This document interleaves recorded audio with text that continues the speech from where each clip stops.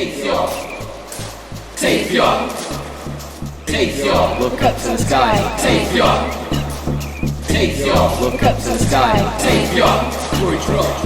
Ni'n crwydro llwybr y tir, synau yn canu yn glir, a'r amgylchyn yn llwydio'r llun, llwybr trwyn yn cemlyn.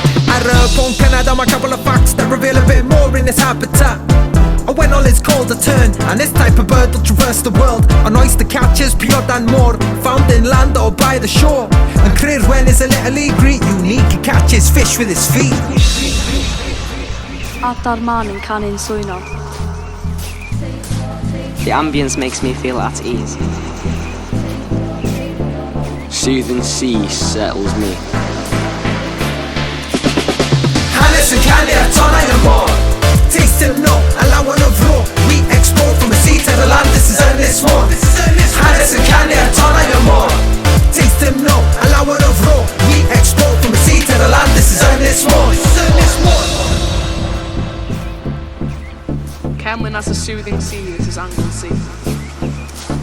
Gawn ni antur llawn o natur. Ceiau yn llawn blodau lliwgar fel dalen.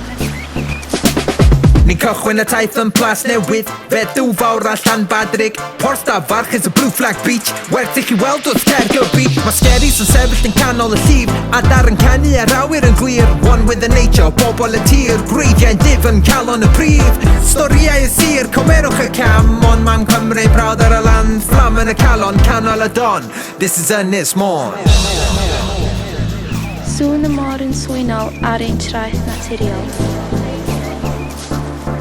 Planhigion gwych i ddeffro'r llynwyron. Hanes hen ein ardal ni. Hanes yn canu a tonau y môr, taste him no, a lawan of raw. We